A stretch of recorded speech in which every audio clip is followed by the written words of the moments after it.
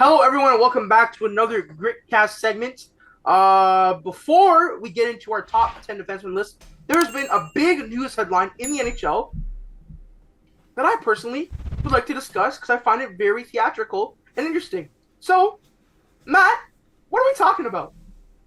It is the allegations regarding Babcock and his picture sharing sort of fiasco in Columbus, because of course, over the summer he was announced as the new Columbus head coach.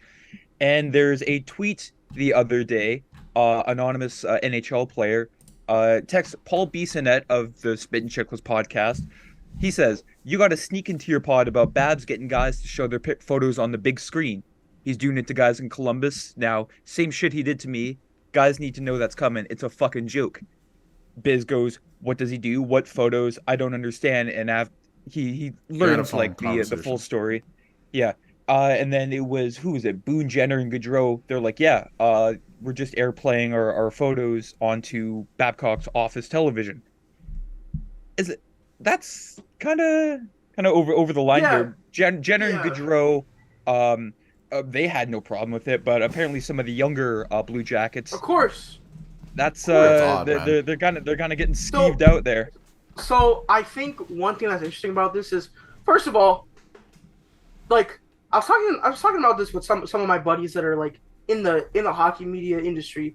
It's like, man, why even hire this guy? What are you doing? What are you like? What are we really? The guy hasn't coached a game for the team at all, and this is already happening. So before that, obviously, Biz said some stuff because obviously, Biz is gonna get a statement, and Spin and Chicklets is like arguably the most popular hockey podcast in the world. So he's gonna play into his role a little. I don't know if what he said was true or not, or maybe exaggerated. Who really knows? But Babcock has a history of doing dumb shit like this. So, you could possibly see this happening. But let's get into the Mike Babcock statement, which was posted a few hours after this happened. So, Mike Babcock from Twitter, sorry, not well, obviously not Mike Babcock himself tweeting from the Columbus Blue Jackets Twitter statement says, "While meeting with our players and staff, I asked them to share off their phones family pictures as part of the process of getting to know them better. There was absolutely nothing more to it than that.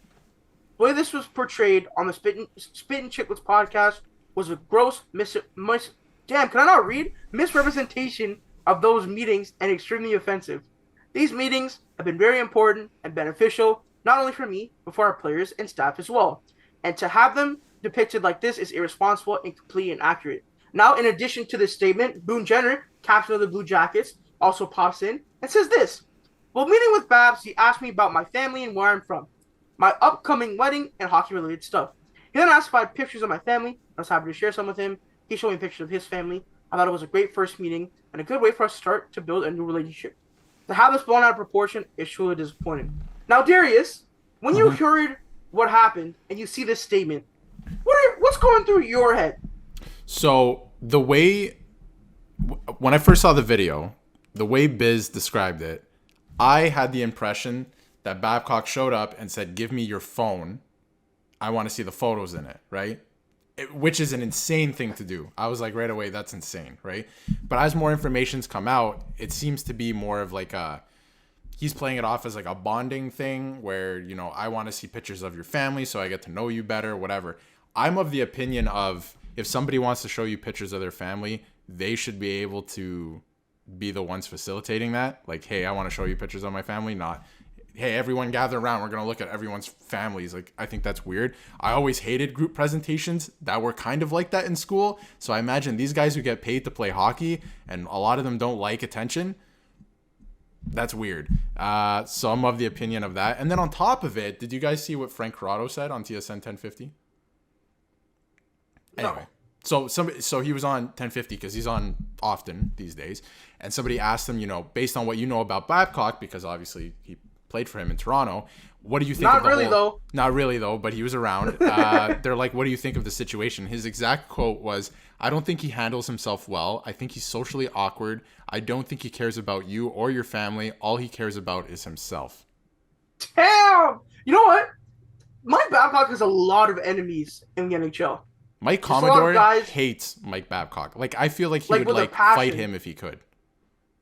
I think you would too. There's like a I think you bunch would of too. guys that probably hate him, like Yeah. Johan Franzen. Franzen. Johan Franzen for sure. Bronson, Modano, probably a bunch of those like I don't mid know. two I don't know. thousands like I don't wings know team. Marner Wood. I don't know Marner Wood, but Right. he's another guy. What he did in my eyes too, like I don't know how the guys feel about it personally, but what he did to Modano and Spezza is like, that's such a shitty thing to do. Like I like on a personal level. Like that shit was personal. Yeah, it's like with Babcock too. It's like, bro, you're not the one playing, bro. Like go. I saw a tweet that was like, bro, why do you care about the pictures? I know you're supposed to be able to connect with people, but like, dude, a lot of players hate their coaches and they win with them because they're good coaches. Why don't you worry about like creating a good scheme to bring Columbus to the playoffs? You know, Yeah. make them good. And what's a lot more worrisome about this? I'm not here to fear the worst about Mike Babcock. I don't think he's a great coach anymore. Like even with the Leafs at the end of his tenure, like look, credit to Mike Babcock, he took a last place team, got injected with a bunch of raw power skilled rookies and brought them to the playoffs. Okay, he did that, but then you got to the tail end of those Boston playoff series, the tail end of his tenure as a Leafs. It's like this guy doesn't know how to properly coach anymore, and he is always trying to spite his higher ups or his players. It's like when you're a team, you're supposed to be a cohesive unit. I think he's portraying this thing that like, oh, I want to get to Bond and meet their family and all this bullshit. But it's like, okay, I'm sure Johnny Gaudreau, who has a wife and children and is married and is years into his career, same thing as Boone Jenner, is fine with being like, yeah, man, sure, here's my kids. If I'm like Adam Fantilli and I'm like 18 or 19, don't look at my fucking phone. Yeah. What? Yeah.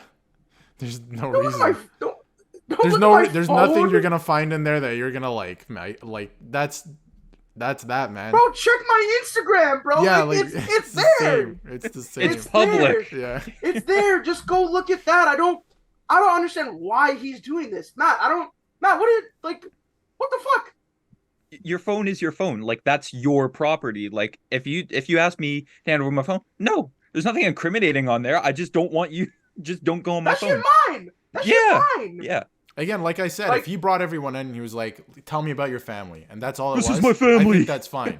But if you're like, and if somebody was like, you know what? Yeah, here is a picture of my wife and kid or whatever, right? That's cool. But to bring everyone in and be like, all right, put your family photos on the screen, like that's weird as shit. I think that's weird. Like I would be very uncomfortable. And then there's this quote from Darren Drager. He went on Carlo Koliakovo's TSN show. He said, based on the information that this is just speculation, based on the information that has been discovered and percolated to the surface in the last 48 hours, I think there's a chance Babcock's job could be in question. I'm not reporting or predicting it's going to happen, but there's a chance that happens. Okay, Matt, before you say what we all want to talk about, what happened after that tweet, let's talk about that tweet first. Okay, let's talk about the statement first. So, Mike Babcock, not the greatest coach, guys.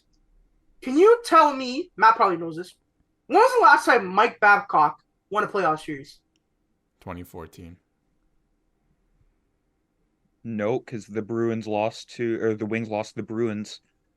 2013 against the Ducks. Yeah. All right, guys, my next question is, how old were you guys in 2013? Yeah, literally, like, not. At that time, I was 12. Damn. What? How old was I? 14, maybe. I was in like just starting high school. Guys, I was 10 years old. I'm 20.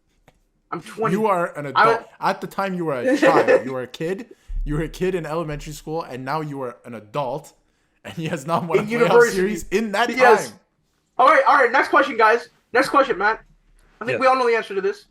When was the last time Mike Babcock won a Stanley Cup? 2008. Yep. So, this is the big overhead umbrella question, guys. Do you guys think hockey has changed since 2008, or is it the same sport?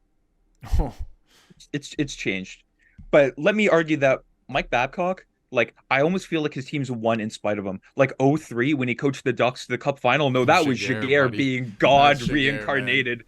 Like, my goodness. And then, like, the Wings teams, you had guys like, Yzerman. I think Babcock coached Yzerman his last year, but like Lidstrom, Zetterberg, Datsyuk, Chris Osgood, and then like the Olympic teams, like that Olympic team did not need a head coach. They knew what to do. They knew what the assignment was, and I they were hate still to going be to him that guy because regardless. a lot of people say this, but me, could have been behind that bench, and they would have won Anybody could have gold. been behind, like a trash can could have been behind that bench, and they would have won gold Oh no, easily, because dominantly. I was thinking about this the other day. Like if we were to like the upcoming Olympic teams, people think about the head coach. It's like, bro, if I was coach, you'd be like, all right, Crosby, you're up. Okay, McKinnon, you're up. Yeah, I'd be Oh like, shit, hey McDavid. guys, Oh shit, like I'd be like, oh shit, McDavid's here too.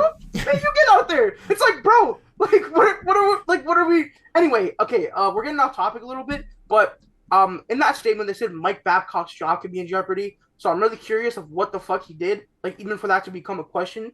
And I think it becomes important to think about the track record that Babcock has of just doing weird stuff like this. And it's like Yarmo, Babcock, what the fuck? Like, what are you guys doing?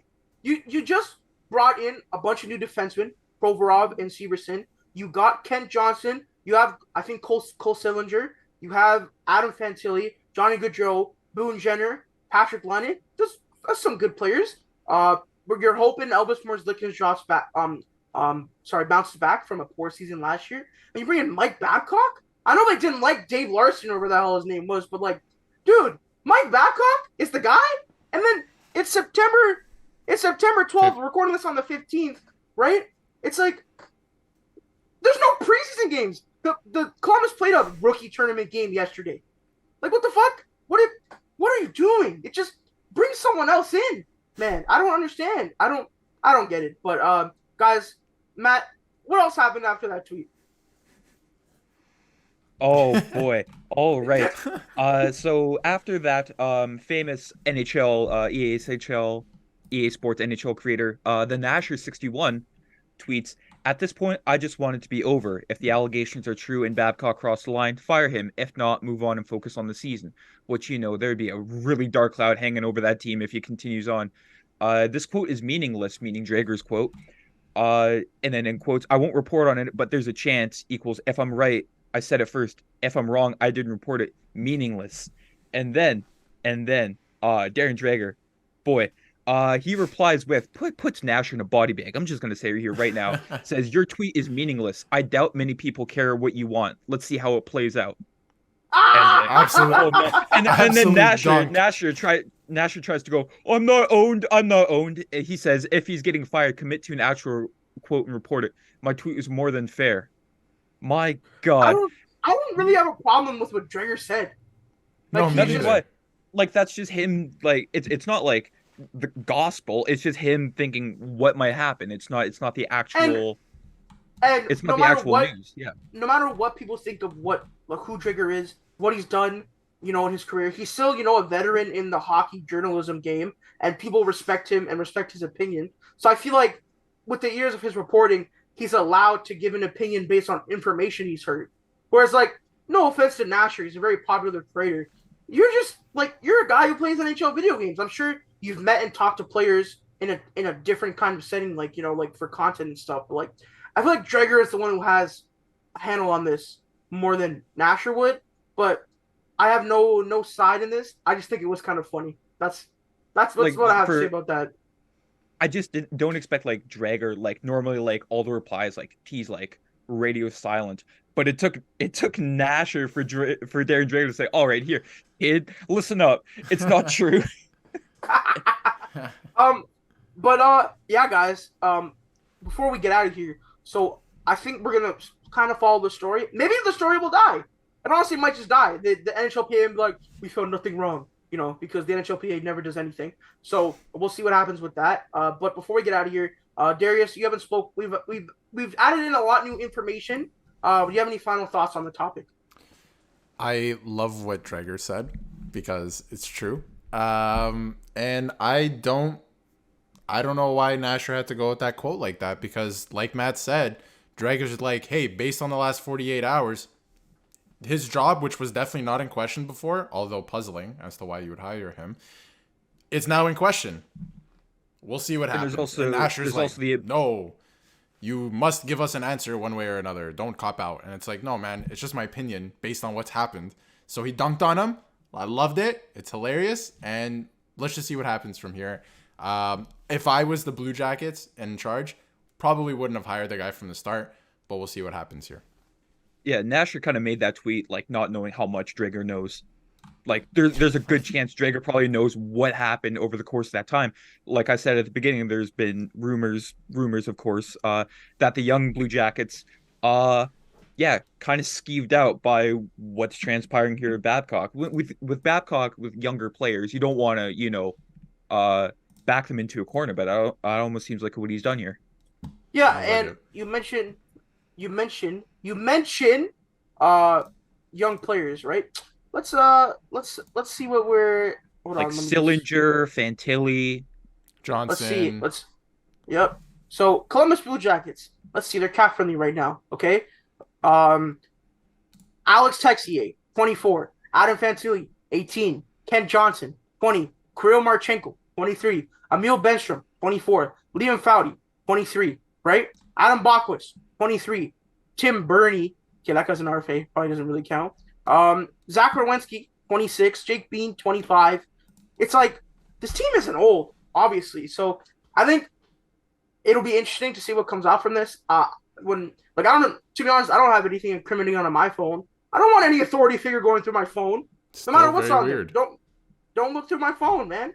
I bet Johnny Gaudreau and Boone Jenner have nothing to hide because they're like, they're 30 plus, they're settled where they're living, they have a nice family, they're chilling, like nothing crazy on their phone. But like, Adam Fantilli is a very popular 18-year-old, so I wouldn't really want anyone looking through my phone anyway. So yeah, that's what I'll say about that. Matt, any final thoughts? Any final thoughts before we get out of here? No, it's just I'm enjoying the NHL drama, but I mean this kind of crosses a line. It's like you don't take phones. No matter how much you try to sugarcoat it, it's like, it's probably by choice. I asked them if they wanted to show me photos. Like, no, that is not how you do things, Babcock. Not whatsoever. Yep. And Mike Babcock, 2-year deal, $4 million per season. So, well, us three don't make a whole lot of money not taking people's phones. Babcock makes a whole lot of money taking people's phones. Maybe you should start taking people's phones. Yeah. Maybe that's good one, Yarmo. That's the key. Yeah. You get in the bag. Nick, give me your phone.